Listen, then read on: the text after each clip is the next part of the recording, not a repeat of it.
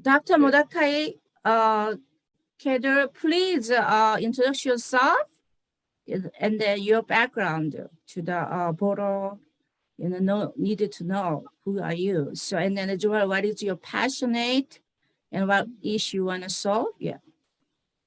Thank you so much, Sarah, for inviting me. I was born in Israel 70 years ago, and I learned Arabic and Arabic culture and Islamic culture. And I spent 25 years in the Israeli intelligence, military intelligence, and additional 27 years as a researcher and a lecturer at Bar-Ilan University in the departments of Arabic and Middle East studies. So this is my background. I speak Arabic fluently. I read Arabic, I write in Arabic.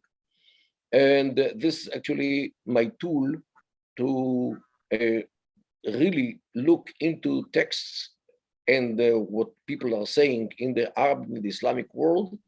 I do understand Persian and a little bit of Turkish as well. So I do have the means how to conduct a research about these societies. And here sociology plays a major role, even bigger than the politics. What we have to, when we talk about peacemaking, we have to understand, first of all, what peace means. In the Western mindset, peace means acceptance, that every side accepts the other side with all the differences, with all the problems. And as a result of this acceptance, the other side is being viewed as a side which has all the rights to exist, to have his own culture, to have his religion, to have his mindset, and to act and to behave the way he or the other side wants. This is the basis of every peace. And without this, there cannot be any peace. If one side doesn't recognize the other side's right to exist and to act.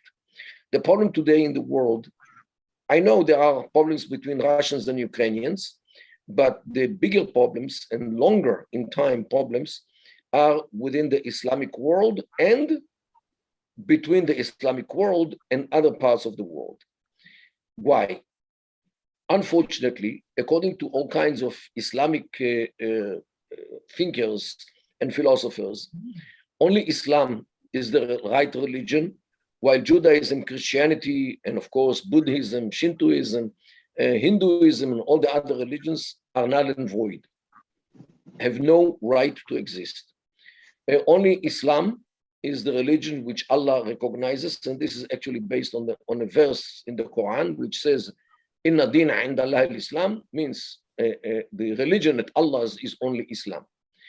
This is why the basis for peace here is missing, because if people, Muslim people, and I'm not saying that all the Muslims, but it's enough if 1% of the Islamic world will look at things from this point of view, and we have a big problem with 1.5 million people who couldn't accept anybody else but Muslims, and I'm talking about 1 of 1,000 of Islam, and this is the problem. They do not recognize each other's right to exist, like the rift between the Sunnah and the Shia. Each side sees the other side as the infidel, and this is why jihad should be waged against the other side, let alone other religions like Christians, Jews, Buddhists, and so forth, which in the view of the jihadists, they have no right to exist. So how can there be a peace between these extremists who today control some countries like Iran?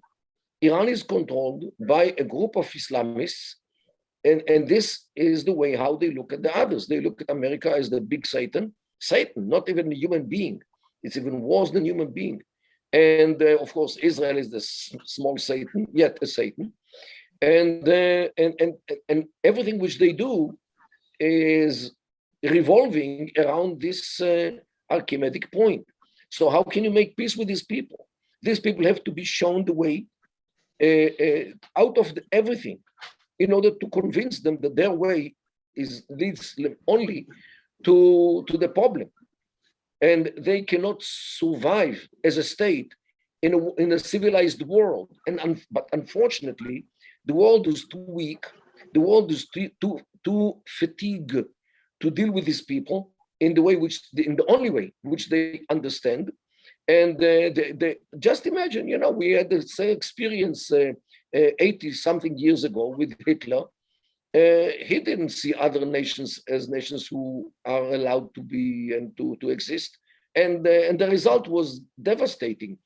More than 50 million people got killed in a vicious war, including 6 million Jews who were exterminated only because they are Jews, because Hitler could not accept anybody else. What the Iranians are saying today is more or less the same thing. And the world, unfortunately,